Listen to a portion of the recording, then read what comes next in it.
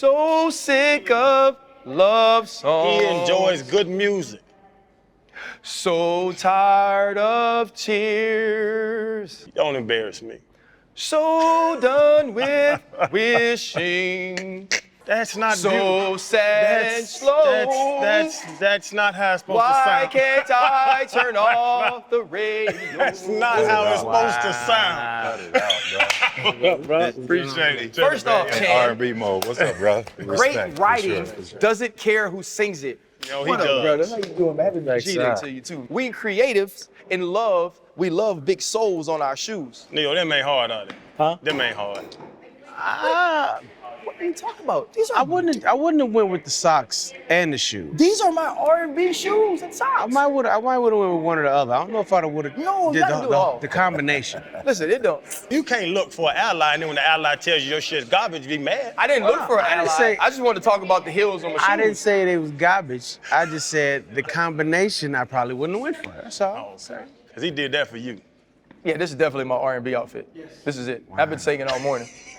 Neo Cole, like. You working on the deal, huh? No, I can't sing. But I would play in the video. Like if Neo makes a love song and he don't want to be like the star of the video, then I could be the star of the video. I should probably The be video you vixen. You see what I'm saying? That love interest, I'm the look on the show. You're the least handsome person on the show, Kiss period. my ass.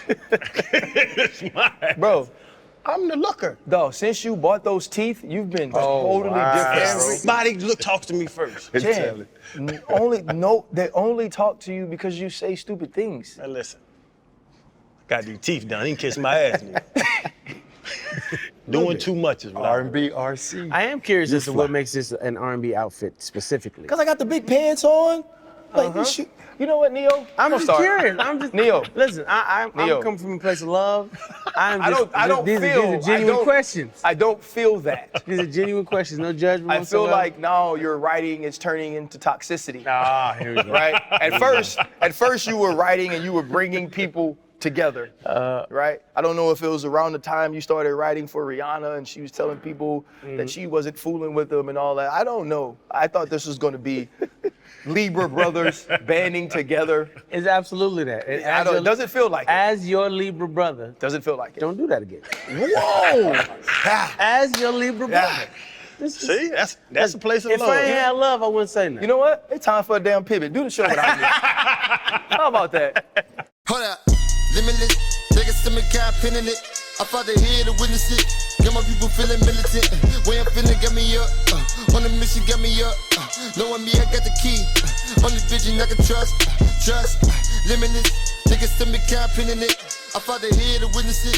Got my people feeling militant. Way I'm feeling got me up. On the mission got me up. Knowing me, I got the key. Welcome to the show, brother, man. Appreciate it, We appreciate man. you, dog, Appreciate for sure, it. man. We appreciate you being here. For us, it's always good, as football players and feeling like we reached the level of excellence in what we did Absolutely. to have an opportunity to talk to somebody that's in a different field or has a different platform who's also done that. 3-time Grammy Award winner, and to me, more deserving than that on many other occasions. Appreciate and it, man. it's one of those cool things when you start to research and you're like, oh, he wrote that song? Oh, he wrote that song? Yeah, Oh, man. how he put himself in that place to write that song? But, growing up, being born in Arkansas, living life in Vegas with your mother, talk a little bit about your upbringing and how that helped shape you creatively. I'm sorry. Was born in Arkansas, Camden, Arkansas, which is, I don't even think you can call Camden a city. It's a town. So it's itty bitty right outside of Little Rock, which is the main, city in Arkansas. But I grew up there, was born there, did the majority of my growing up in Las Vegas, which culture shock, you got cornfields and flamingo feathers. It was weird. It just created a weird juxtaposition. But I grew up in a house full of women. Mom and dad tried, it didn't work out. Dad decided he didn't want to play no more, so it was my mom, my sister, my grandmother, 5 aunts, and me. Dang. Till I was like 16. Yeah. Now, growing up in a household like that, you definitely learn some things. You learn the strength of a woman. You learn the resilience of a woman. you realize just how much smarter they are than us in so many aspects. And I think that comes from an ability to navigate emotion without fear. You know what I mean? Like I think a lot of men get caught up in, this macho thing where you're not supposed to show any emotion, or you're supposed to keep this hard outer shell. But growing up in that house, my mother said, if it feels good, smile, and if it hurts, cry, and never be ashamed or afraid to do either, because God has given you all of those for a reason. I think a lot of people don't realize your emotions they have purpose. You're supposed to use them. You're not supposed to be run by them. You're not supposed to be controlled by them. Of course, you don't pull out a hammer to screw in a light bulb. You use the right tool for the right job. But to deny that the toolbox exists at all is doing yourself a disservice as a human being, aside from being a man. Yeah, man, I learned a lot growing up in that house. I like, you said something along the lines of how did he put himself in that place to write that? And I feel like you were referring to, it's been said to me before, I've received accolade for being able to get into the mind of a woman. Absolutely. Right from but that's never been bro, I couldn't tell you what women think. I have no idea. I have no clue. I don't think any man does. I think women's complexity is part of their beauty. However, I write from a standpoint of a person that's not afraid of emotion. I write from the standpoint of a person that's not afraid to be vulnerable, that's not afraid to express how they really feel about a situation, regardless of what somebody may think about it, what somebody might say about it, and for whatever reason, those songs just tend to fare better with women over the course of my career. How does that put any pressure on you in relationships though? Because sometimes you can hear a song and think, oh, that's exactly how this person is all the time. And then if you do something contrary to that, a woman has no problem pointing out something you've said. So I know for you, absolutely. something you've written for sure. Yeah. Like, where is this guy? Yeah, I can't be Mr. Love Song and then turn around and not be Mr. Love Song. Yeah, no, that's a lesson that I've learned over time.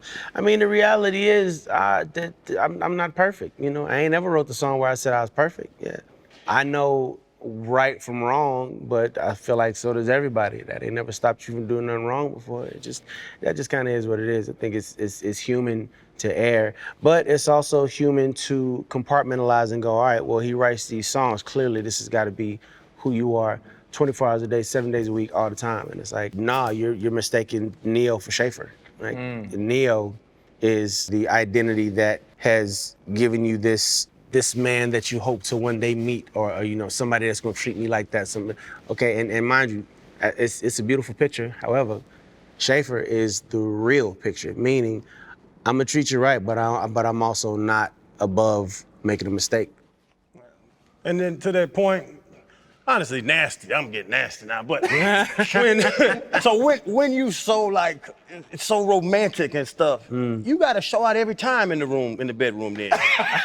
Cause like you done painted this, you just said the picture you painted, and now you can't be, I be tired sometimes, Neo. Sometimes I got a minute and a half for you, baby. I'm going to bed. Listen, That's all I got today. well, see, that's creativity goes a long way. What you can't do with certain members of your member, you do with other areas, with other things. It's about being creative, and that's the thing that has helped me over the years, because I'm 44 years old now, and yeah, I'm tired too. I get it. I totally understand.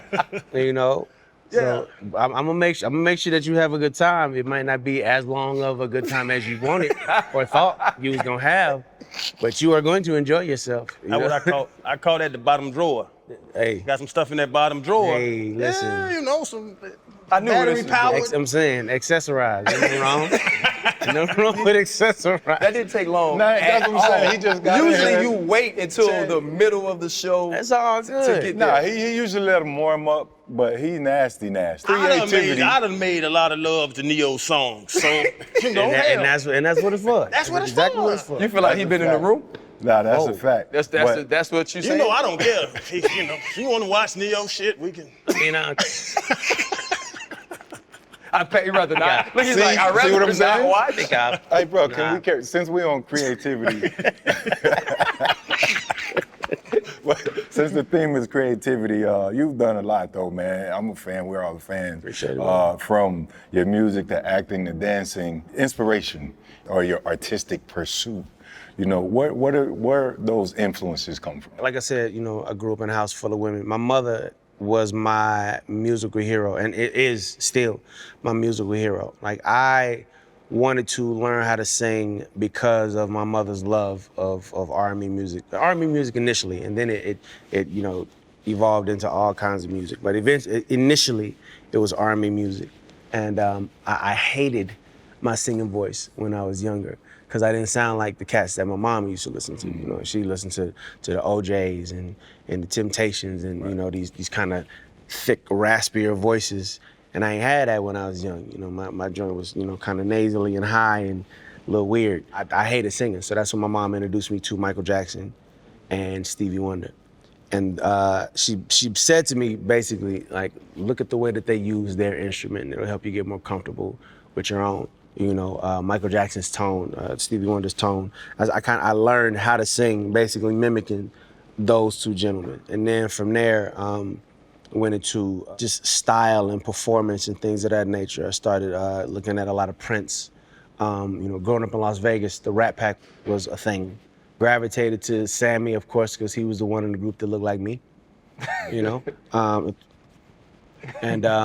Just fell in love with the fact that this man could do it all. Like Sammy was easily the strongest member of the Rat Pack, which, you know, is arguably why Frank kept him so close, because you know how dangerous he was. That man could sing, dance, act, comedy, you name it, he could do it, and he did it well. Just being a Renaissance man of entertainment, like that's something that you know, that kind of hit different with me.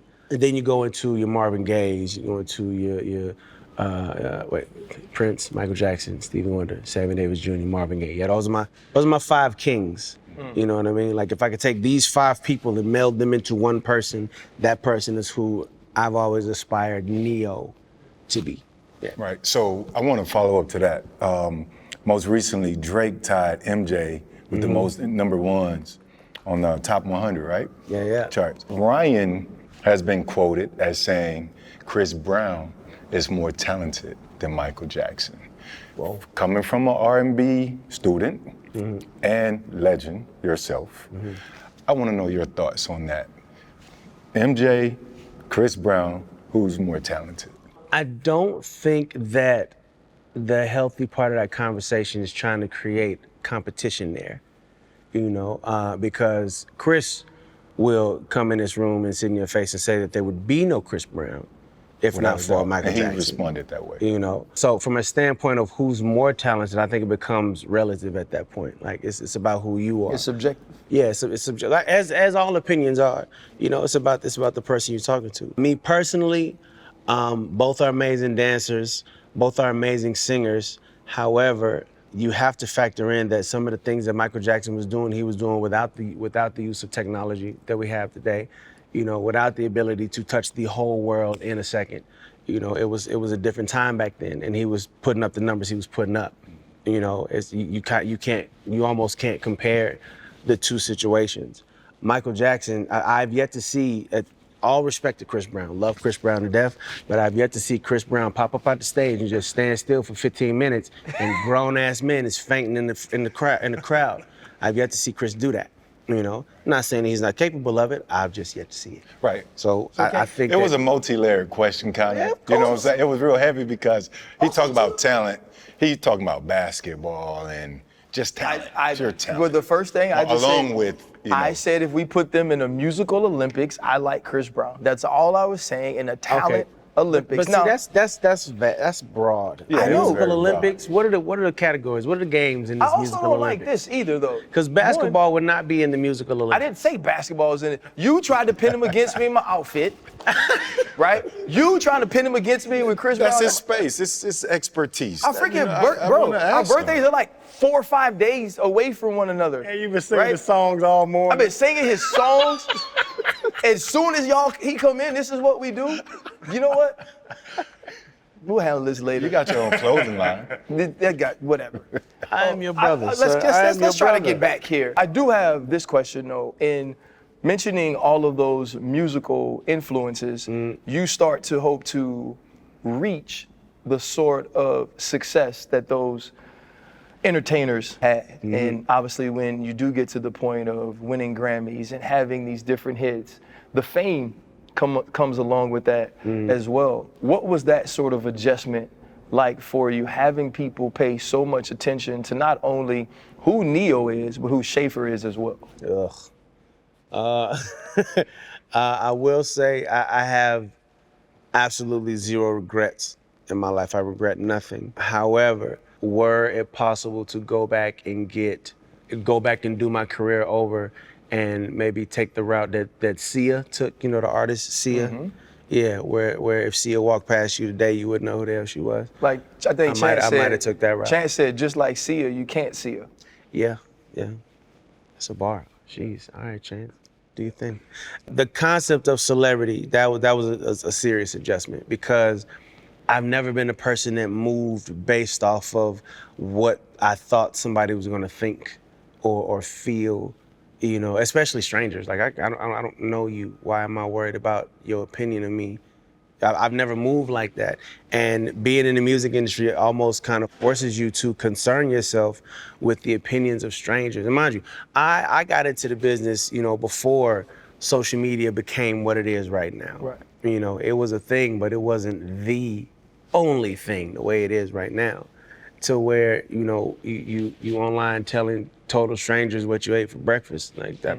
I don't come from that era. So it's just always been weird to me to put so much importance and emphasis on other people's opinions. It's like, and mind you, it has taken me some time to realize this, but what I've realized is that opinions are, one, relative, and two, not special, because every single person on the face of this planet has one.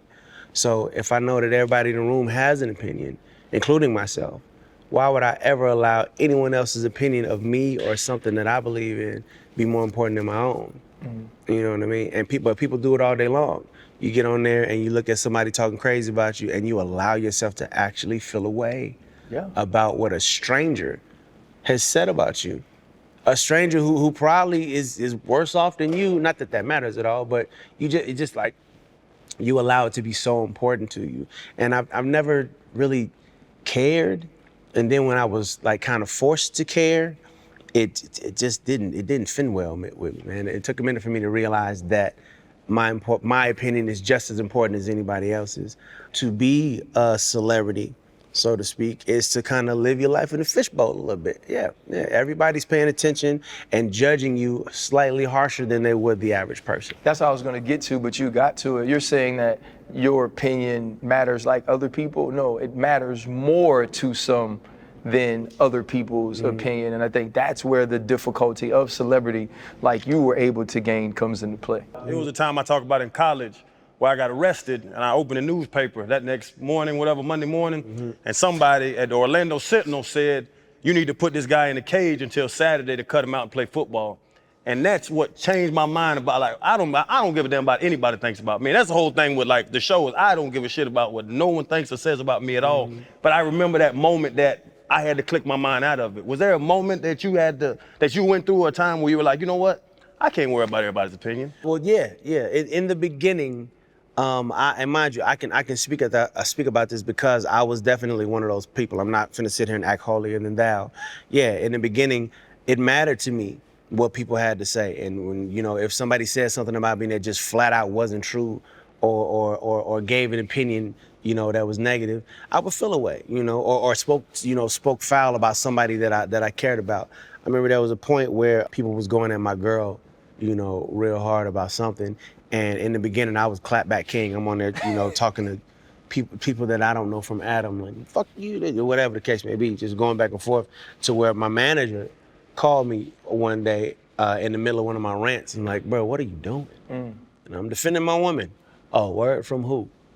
From these people online. Oh, so you defending her like somebody came to the house, like they pulled up with weapons after her or something? Well, no. Then what are you defending her from? Who are you defending her from? These people don't know y'all. You know what? If anything, you've made this person's day by taking time out of your busy schedule to respond to their foolishness. Like you doing that person a favor with all of that right now. And at the end of the day, you're not stopping nobody from doing it. It's not like you're gonna pull up at his house and break his fingers. You ain't doing that. Right. If you ain't doing that, it ain't no point in even allowing yourself to be bothered by this. It's just what it is. People are allowed to say whatever the hell they want to say about whoever the hell they choose to say it about. And it just is what it is, man. Like you can't, there's no way around it. So it was that moment for me that made me realize I'm putting too much importance on what these people think and how they feel about situations and circumstances that they have no clue as to the reality of, you know what I mean? So yeah, that was the moment for me. Does that overconsumption of social media create sort of a creativity block where you might have to just shut it down for a while to get in the zone? Definitely so. Yeah, man. It's the concept of just being oversaturated with all of it, man. Like it just becomes a lot. Like, you know, you get an Amber Alert on your phone now, all right, cool. You keep it pushing.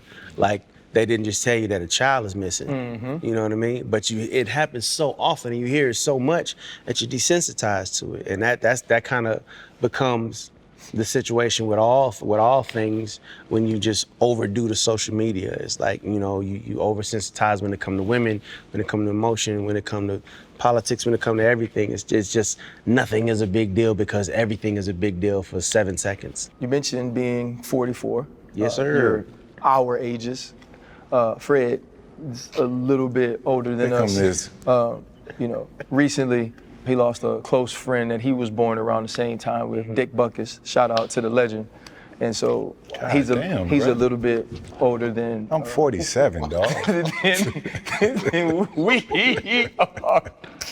You know, but I gotta deal with this shit every fucking show. Hey, talked about social media. And social media, I do believe it's good at certain times to, you know, show things about us that we care about. Mm-hmm. From following you, it's obvious you care about your babies. Absolutely. And, you know, you've said it's the best thing I've ever done. Mm-hmm. I feel the exact same way about mine. But along with that, and along with how people want to consume content constantly, especially about celebrities, you've had to deal with a ton of relationship things that I feel like people want to deal with privately. Mm-hmm. You've actually asked the world through social media or told the world, we are going to deal with this privately. But there's so many misconceptions, there's so much misinformation as well. How have you dealt with that in wanting to be the best you could possibly be to your family? If you've really paid attention to me in regard to all of those situations, you'll notice that I don't say nothing. Mm-hmm. I rarely have a comeback for any of that because I also realize that the more attention I give it, you know, the bigger it grows. It's okay. Like, you know, I can put gasoline on that fire more than anybody else can, you know. But at the same time, I just don't, I care, but I don't care. And what I mean by that is this. My personal life is mine. There are aspects of my personal life that I choose to keep private because it ain't nobody's business. You know what I mean? That's just the long and short of it. It ain't your business. And mind you, everybody, like we already covered, everyone has an opinion. Everyone is free and entitled to voice their opinion. And people take advantage of that right all the time. But I just can't allow myself to explain things to people that ain't got nothing to do with them. Mm-hmm. It's like, okay, you know, me and my wife, we got a divorce. You know, I made some mistakes. I made some absolutely terrible and horrible mistakes. You know, I've been exalted by the people that I've wronged. I've been forgiven. Why do I give a damn what y'all think about it at that point? You know what I mean? Me and my ex-wife are in a great place now. You know, as of right now, our only focus, and mind you, this is everybody's focus, everybody involved in the situation, is making sure that our children know love. That's it. That's it. They healthy, they happy, they know love. And anything else outside of that really don't mean much or nothing. It's like, you know, I tell the mothers of my children, listen, we don't have to be besties, okay? We ain't got to call each other every Saturday and ask what we're doing and figure out ways to we ain't got to do none of that. That don't have to happen. What we do have to do is make sure that these kids is all right. Mm-hmm. And that's the part that's the most important part to me. And then as far as people and what they think and the opinions that they give. You can only judge me based off of the information that you have or think you have. You know, it is not then my obligation to come in and fill in the blanks for you. That's not my obligation. You know, if I wasn't who I am, you probably wouldn't give a damn. Why? Because it ain't none of your business. Yeah. And that's just what that is. Again, and I understand what it is to be a celebrity and people go, well, you know, that's part of it. You know, there are very few celebrities that get to do anything behind closed doors and they stay behind closed doors. You know, even things that should remain behind closed doors. That's just kind of what it is to be a celebrity. You put yourself out there, you ask the world to accept and love you, and you got to deal with the good and bad that comes with that. I've heard that's been said to me before. Yeah. That may be true in some cases, but in my case, the only part of me that I've ever asked anybody to love is my music.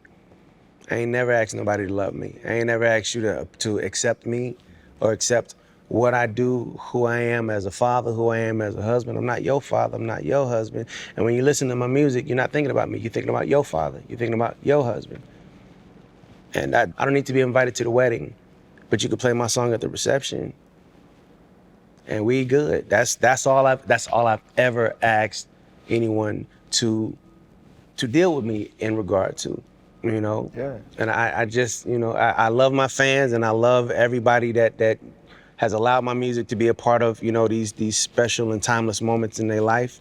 But as far as what you think about me as a person, it means absolutely nothing to me. It doesn't, because I'm not perfect. I ain't never said I was perfect. I ain't never said I was above a mistake. And if you gonna cancel or condemn me because I made a mistake, all right, well, that's your prerogative. The sun is gonna come up tomorrow and my kids gotta eat. So Yep. I'm gonna focus on those two things and let whoever however feel that, because the truth of the matter is they're gonna feel it anyway. Like, if you just got it made up in your mind that you're gonna misunderstand me, why would I waste any more time trying to explain anything to you? You've decided to feel this way about me. You've decided to have this opinion of me. You've made up in your mind, this is who I am. Okay, well, if your mind is made up, then why am I wasting time and breath trying to explain otherwise to you? It don't make any sense. Father of 7, right? Yes, sir. 7. Because I got my son, I got a 12-year-old, and now he's trying to, like you say, the social media stuff. He wants the Instagrams and all that stuff. But like, I'm thinking about all the stuff we talk about in this show, and I'm very revealing with different stuff, arrest and all that kind of stuff. Like protecting the babies though. 'Cause like you're saying, hell with everybody else. Right. But now, at some point, my son's gonna come up and ask me about these sex stories. You know what I'm saying? So like, from that standpoint of, yeah, the hell with them, but now I gotta, Right. how do you do that at the level of fame you are? I will never be as famous as you are. How do you do that? I don't hide much from my kids. Now, don't get me wrong, I'm not, you know, sitting down with my kids going, all right, and look what blog daddy was in today, guys. I'm not doing that. Right. But at the same time, you know, when me and my wife split up, I sat with my kids and we had a conversation about it. Like, my kids are mature enough for me to be able to do that. Like, look, here's the situation. What I've learned about children is that if you make it a big deal, it becomes a big deal, right? If you approach it like it's just sad and you know, oh, woe is me situation, oh, me and your mama, we don't love each other no more. And if you turn it into that, then that's how they're gonna take it. Like, I didn't take that approach with my children. You know, I came to my children like, listen, this does not mean that we don't love each other. It simply means that we've figured out that we're better friends, and now y'all have an additional house to go to every other weekend if you feel like it. You can stay at mommy house, you can stay at daddy house, you can stay at granny house, you can stay at TT house. It's just about the way that you approach it with kids. You know, that whole concept of if your little man fall down, if you go, oh, he gonna start crying. But if you fall, let him fall and let him get back up on his own, he'll be all right. It's the same concept. You make it a big deal and it becomes a big deal. You make it something that they don't have to, you know, they don't have to be bothered by it. They won't be bothered by it. The kids, they're impressionable. I don't feel the need to hide anything from them because we live in the information age. At some point, you're gonna see it. Yeah. Like, no matter what you do, at some point, if be it one of your little friends at school bring it to you. I could say no iPad, no phone, you know, and they're gonna go to school and somebody gonna bring it some way, somehow it's gonna get to them. So I feel like the best thing that you can do is just make sure that they're prepared when it gets to them. Don't let it be a shock to them when it gets to them. Like, I know that already. I know. Yeah, this happened. I'm aware. What else? That's the standpoint my kids can take because daddy didn't already talk to them about it. Mommy didn't already talk to them about it in a way that a child can understand. I love that mindset. I want to pivot back to music, though. Yes, sir. Year of the Gentleman, critically acclaimed classic. I'm sure we appreciate you for it. I always wanted to know, right? So you have these artists, and you grow up, you listen to them, and they're amazing, and then they kind of disappear for a while. Not saying that they're not active, but you're like, damn, I want more. I'm a fan of this person, I want more. One, you've been in the game for so long. I guess one, how do you stay motivated to continue to create amazing music, whether that's singing or writing, for others? Much like Usher, who's had this resurgence with his residency in Vegas. Do we expect, or can we expect to see something from you like that in the future? The first part of your question, how do I stay motivated? Fun fact about me, I do this because I love it. I write music because I love it. If there was no money in music anymore, you still find me in the studio somewhere. Like, it's my therapy, it's what I do, it's my video games. That's what music is to me.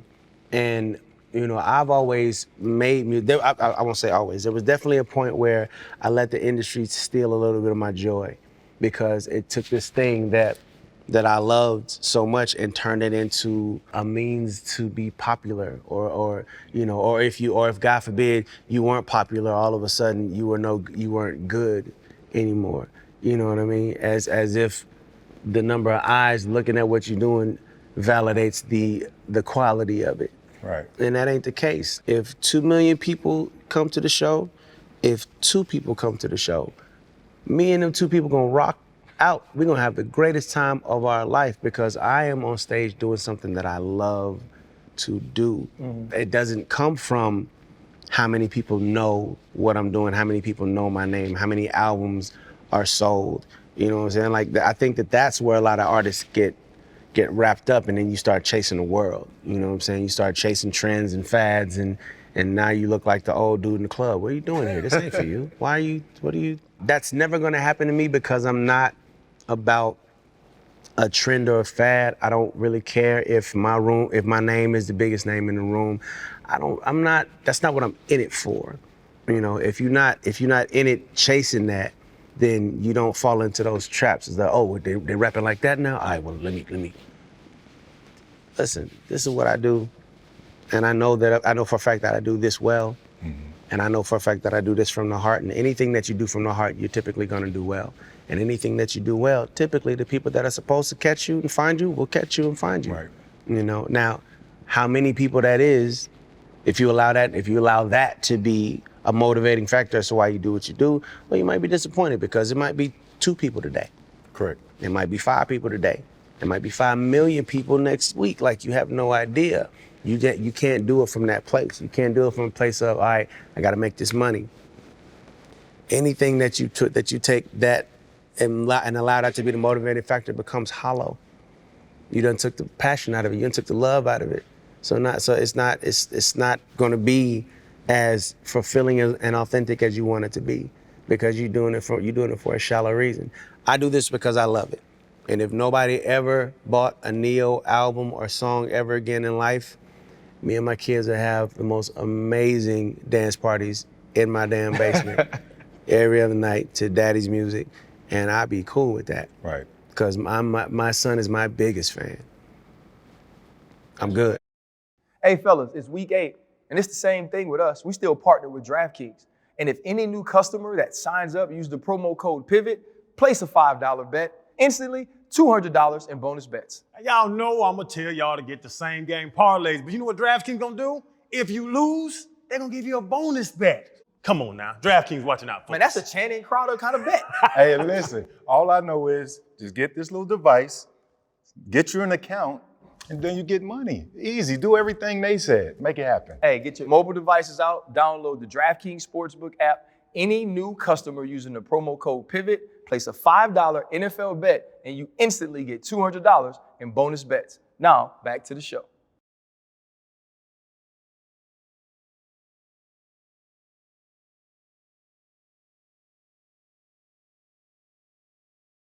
You're amazing, obviously. Grammy Award Winner, like everybody knows Yes, sir. your discography and all that stuff. Yes, sir. Why say are you discography. Discography? What's that? Discography? That's what it's called. That's a word. Yeah, I'm proud of you. Damn. I'm saying, made me say fuck you in front of Neo. You already said it. It was passive aggressive, like he insulted you in a compliment. You see how he do us? Like, ooh, that was a big Hey, word, guys, brother. hey, I'm gonna tell you this. Neo can't come back. He caught a lot of mess. You know what I'm saying? He started a lot of mess, dog. Like, okay, like I threw the rock and hit my hand. He's very like I petty. did that. Because we even like look at the name comes from. Yes. Somebody said that you see music like Neo saw the Matrix, like it's different. Like, what does that mean? Like, why are you better at music than pretty much the world? What makes, for real, man, honestly, like, he played safety, he would knock your damn head off, he was smart as hell. This man ran a 4.2 at 240. Like, Yeah, it was you knew why they was special. ridiculous. Why are you special at this? I don't know, man. That is a good question. What makes Neo special? I think that I understand the power of music. I think that I understand the concept that the right lyric can change your day. Like the right song will make you rethink your outfit before you leave the house.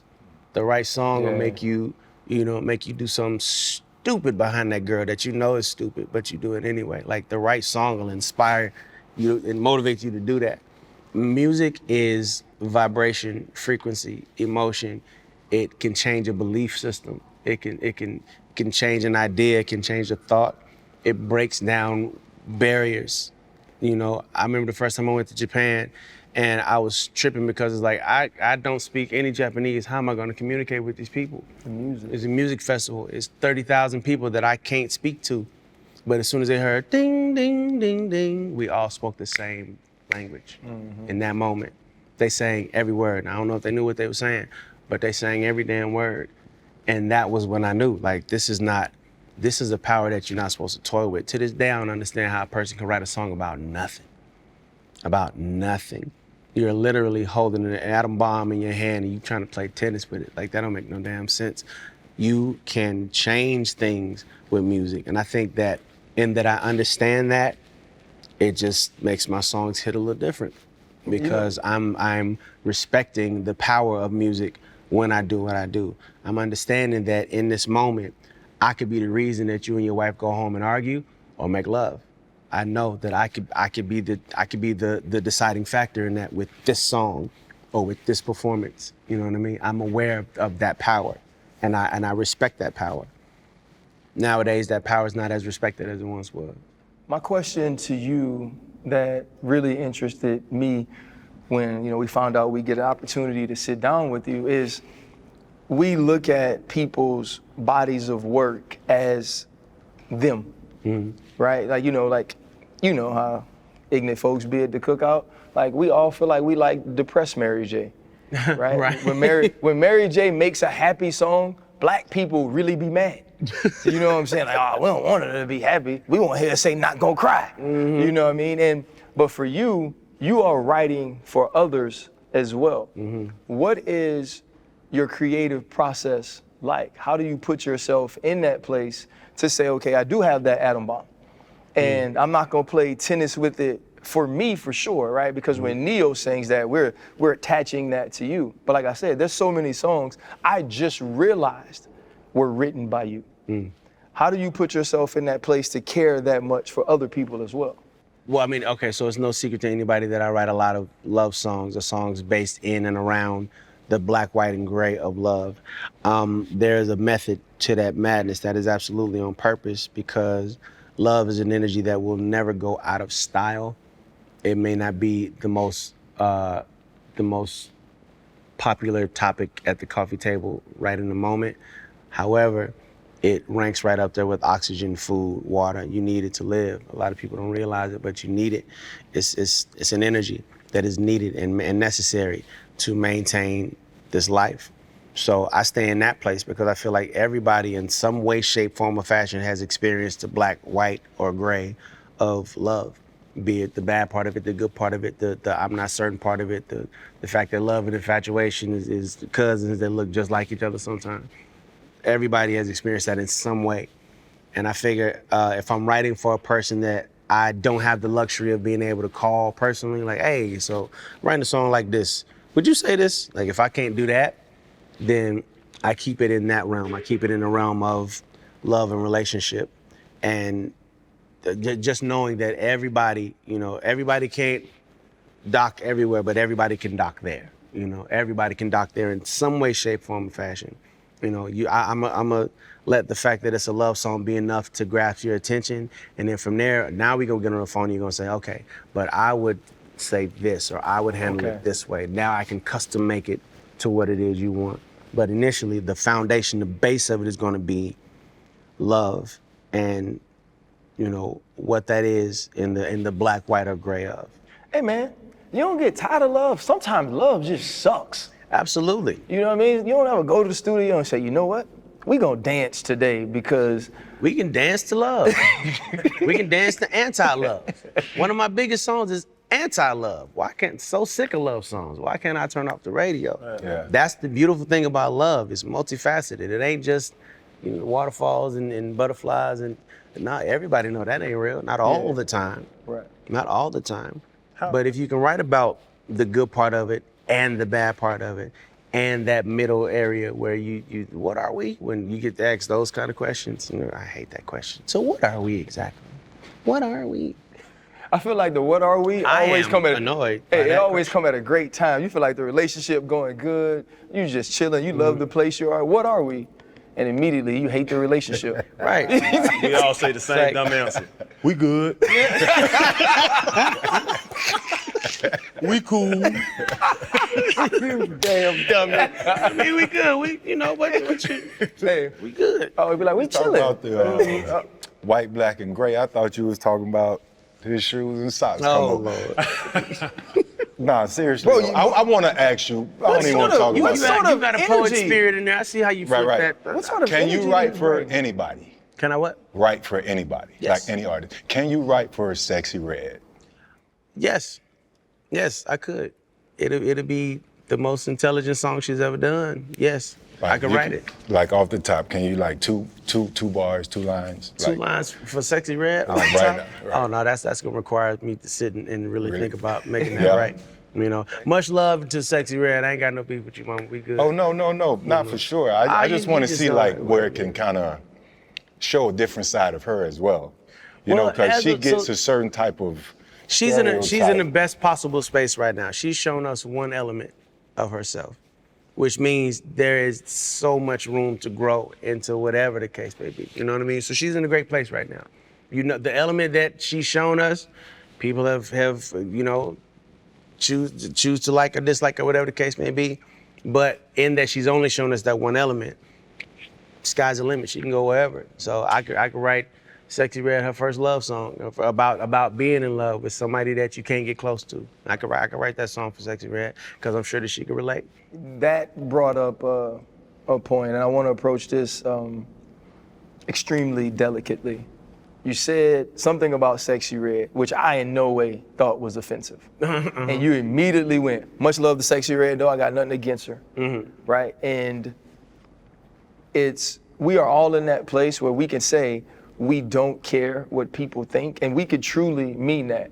But it doesn't mean that the perception of what we say and how people can misunderstand that and then regurgitate that doesn't affect us. It doesn't affect our bottom line. It doesn't affect the way that we're able to move. It doesn't affect the way that people want to do business with us. And then we have people who tell us, okay, maybe you should apologize for this. Maybe you should backtrack on that. How have you navigated being true to Neo, right? Saying things that you truly feel, and then also realizing that once those things are part of the media cycle and that opinion starts to be part of that criticism, how do you navigate, okay, this is okay to leave out there, this is okay for people to think about me, this is okay, or this I have to correct because it can affect me in other ways other than just my feelings? I don't think that there's anything wrong with making it clear to, an individual that I mean you no harm. I don't think there's anything wrong with that, because if I genuinely mean you no harm, then why is it a big deal? Why would it be difficult for me to make sure that you understand? Look, I ain't got no beef with you. I don't think there's anything wrong with that. However, if you all of a sudden feel like I need to apologize for having an opinion about something, well, that's totally different. Because again, as we've been talking about it all day, everybody is entitled to their opinion. It's yours, and you can feel how you want to feel, and you can express it when you want to express it. So for somebody to feel like you should apologize for giving your opinion on something when you are in fact an individual with an opinion, I don't agree with that, and I will never agree with that. You know what I mean? And I just think that that's another form of bullying. That's another form of just I don't rock with that. If you are allowed to feel the way you feel, loudly and flamboyantly and big for all the world to see, you're allowed to say, this is who I am, this is what I do, this is what I am, whatever the case may be. If you're allowed to do that at the top of your lungs and standing on a soapbox, I am allowed to equally disagree with you. I'm allowed. And having dealt with that, in your career and recently as you've grown to understand that, is there ever a time, man, you just like, shoot, I just want to retreat and just not be seen, not talk, not give that opinion, not speak, which is part of branding and marketing and continuing to let people know that you're here to do a job. Mm-hmm. But is it ever like, man, listen, I just want to retreat to do what I love, which is right, which is make music, and not have to be a part of the media cycle that helps you, but in a lot of times also people use it against you? Well, yeah. And when I need those moments, that's exactly what I do.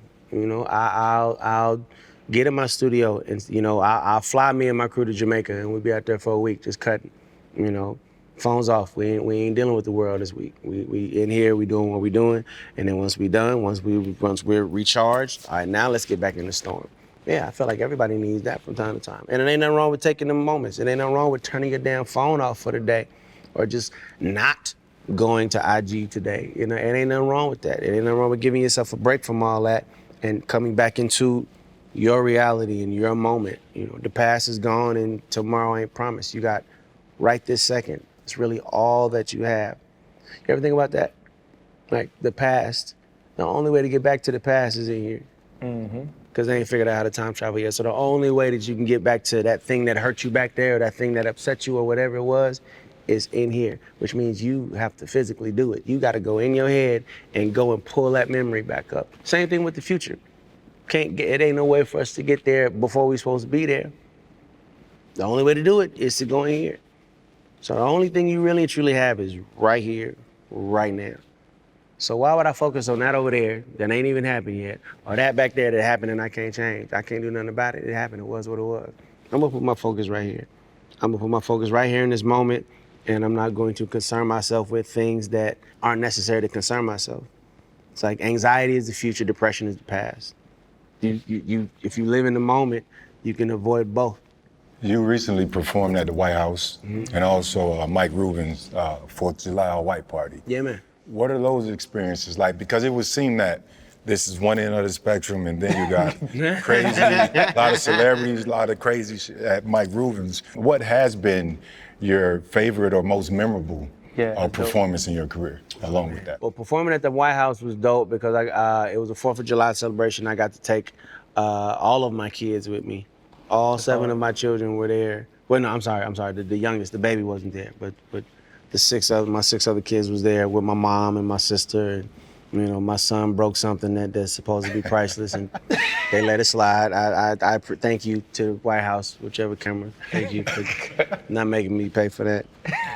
What was it? It was some sort of a vase or something. I don't know. Your kids broke a vase fell. at the It broke. White House? And I was like, I'm sorry, I replaced it. And they were like, you can't.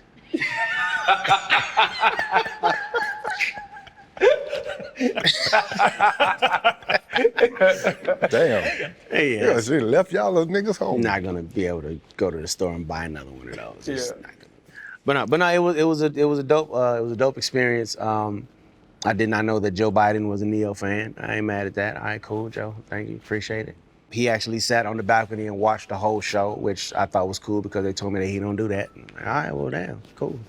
It's dope, yeah. If I ever need a favor, I'm gonna hit you up, Joe. All white party. That was, it's it just feels good to me to be appreciated in both spectrums. You know, wherever your opinion puts you at, it's like people that appreciate my music. The president, celebrities, it's all blessings to me. Right. It's all blessings to me at the end of the day. Most memorable performance ever. Might have been just recently. I performed in Brazil at a music festival, and it was like 100,000 plus people there.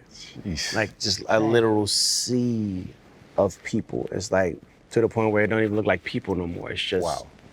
You know what I mean? And the love was so real, man. It was deafening, you know, just the noise and the energy, like it was electric. And I'll never forget that. If ever I get into that place where I start feeling underappreciated, which is rare, I can really pull up memories like that. You know, 80,000 people at Wembley Stadium, all jumping up and down at the same time. Grab somebody sexy, tell them. 80,000, the building is shaking, you know what I mean? Off of a line that I wrote in the bathroom. Wow. Dang. It puts it in perspective for you. It's like, in the moment, I have no idea. I'm writing what feel good. Tonight, I want all of you. Tonight, give me yeah, that works. Go to record that thing. And That just made 80,000 people. Yeah, man. That just made that song so disgusting, no dog. Like that's a jam too, man. And now every time you hear it, you can be like, hey. But it's gonna be the cool story I can tell people. You know, Neo was on the toilet when when you get old, you talking to your homeboy. You know, I was hanging out with Neo. Yeah, he wrote that on the toilet. On the toilet, yes. That was in between Indeed. poop 1 and 2. Oh, he gonna name drop you, Neo. A few of my records have happened that way. Oddly enough, the toilet is a place where you can center and focus. You know what I'm talking about? Yeah, you get shit out in there. There you go. That's crazy you say that, because I was gonna say, like, how far into a song, like when you write a song, do you ever know, oh, I got this bad motherfucker here, or you gotta actually? Oh man. So to be honest with you, I don't never know what's gonna hit. I really and truly don't, bro. Like I don't. And the few times that I've ever gone to the studio, like, all right, today I'm going to write a hit, it didn't happen. Like, you know, because putting that pressure on yourself before you even get started is the surefire way to make sure that nothing is gonna come out of that session. Because you done set the bar too high. Like now, I go in the studio and just go, you know what? Wherever my artistic integrity and passion takes me is where we're gonna go today. It could be a hook on a hip hop song, could be the best R&B record I've ever written, could be a pop record. I have no idea. We just gonna go in here and do what feel good, and then hope that the world follows suit. I will say this: I have one member of my team, my manager. Everybody calls him Tango. Tango, when I first met him, did not have a radio in his truck, but was telling me that he was gonna manage my music career. I was like, nigga, you don't even listen to music. How are you gonna make that make sense, pimp? Like, you don't, there's no radio. We roll around in silence, like forced to talk to each other types. But he's never been wrong, ever. He's always picked the one. Like, and it'll be a situation where like the whole room is like, nah, man, it's number 2. Tango's like, number 3. Really? Watch. Go for it. And sure enough, he's never been wrong. My song Closer. Like when I wrote Closer, I wrote it to sell it. Because I didn't feel like, at the time I didn't feel like my fan base was gonna understand that coming from me. So my plan was to sell it. So I got finished with it. I'm like, yeah, we gonna sell this easy. They was like, sell it? Nah, bro, that's yours. You better keep that. Right. I'm like, nah, I don't wanna keep this. This is, I'm good. Let's get it to somebody to do that. And they're like, bruh, This the one. this is your song. Wow. It was Tango and Jay-Z. They were the two people, that believed in that record. Everybody else was like, I mean, okay. And then they decided to make it a single. I'm like, yo, do y'all not like me? Are y'all trying to sink the ship? Like, this is not going. Song comes out, first 2 months, nobody cared. And I'm like, see, I told y'all. We went to the label to have a meeting with them about changing singles. Before I got in the door good, Jay-Z stopped me like, bruh, do not get off this record. I understand, it ain't working right now. Do not get off this record. I promise you, when they get it, they're gonna get it. I'm like, damn. As I'm about to walk in the L.A. Reid office and tell him, yeah, let's switch singles. I go, you know what, we good where we at. I'll stay with it. Damn. That year, we did the BET Awards, and I performed the record. And I don't know if people just needed to know, to be shown how to rock with it or whatever, but after that performance, that shit became a rocket. It took off, and we never looked back. And to this day, Tango can hit me with a universal "I told you so." Yeah. Wow. That he takes advantage of every chance he gets. Wow. I mean, Every shoot, chance he gets. I mean, shoot, Tango and Jay-Z though. I mean, I don't know Tango well. But I know Jay-Z. He know hits. Oh yeah. Chad, is this good? You got Oh, it's delicious, bro. This new flavor? the new joint? Yeah, man. Cherry limeade. You Cherry look like a limeade. cherry limeade drinker. Celsie's probably made this for you. I have a little kid palate. I drink some sweet I drank mine flavors. already. Mine is done. Man, the question we always ask, and especially with you, such a multifaceted career, also successful on so many different levels, is what's your biggest pivot? What's the moment in your life that you look to as whether it's a turning point, whether it's something that motivated you to be different, to work differently, or something in your personal life that is, whether it's affected you or inspired you in a way that the Neo we see sitting before us is not there or not here without that moment? Around my second album, I remember it was the Virgin Mega Store, Superstore, whatever the hell, in New York. It don't exist no more. And we were doing a signing, a meet and greet. You know, people come up with their CD. This is when the CD still. People come up with their CD or their poster. You sign it, take a picture, they go about their business, right? There's this guy standing in the line. Mind you, this is my second album, so my fan base is primarily female. And you got this one middle-aged white dude standing in line with all women. So right away, security is like, right? He's like, all right, we watching this dude, right? So he gets in front of the line. He's not holding the CD. He's not holding the poster, nothing. He walks up and he says, bro, I was gonna kill myself yesterday, and then your song came on, and I didn't do it. Thank you. And he walked away. That shit shook me to my core in that moment, because it was just it was just a weird, like right now, you chills just thinking about it. But what that did for me is made me realize that power that I was talking about earlier. Music is not just words and pretty melodies. Music is a power. Music is an energy, and it can change a thought, it can change a belief, it can save a damn life. Dang. Like, at this point, no disrespect to award shows and all of that, but for a person to come up to me and tell me that, you know, their first dance was for one of my records, that's bigger than any award I'll ever be granted. That means more to me than any of the other stuff that's supposed to mean so much. You know what I mean? It's like, I feel more appreciation in that moment than I would standing at a panel in front of my peers holding a little trophy like, well, this thing's heavy. What? I saved a life with a song. He didn't tell me what song, he didn't have to. Ain't no matter. I saved a life with a song. You brought your baby into this world with one of my songs. You decided you want to spend the rest of your life with this person, and one of my songs was a part of that. That's why this Neo is sitting here. Wow. For that. Nah, that's a wrap, bro. That's amazing. Man. We appreciate your time, dog. Damn. That was dope. Thank you, sir. Yes, sir. Amen. Here, do so you much feel, more. you mentioned it kind of earlier. Appreciate your time. Do you feel like a responsibility Sure. to make music age with you? Hold up, limitless. Niggas send me got pin in it. I fought the head to witness it. Get my people feeling militant. Way I'm feeling got me up. On the mission got me up. Knowing me, I got the key. Only vision I can trust. Limitless. Niggas send me got pin in it. I fought the head to witness it. Get my people feeling militant. Way I'm feeling got me up. On the mission got me up.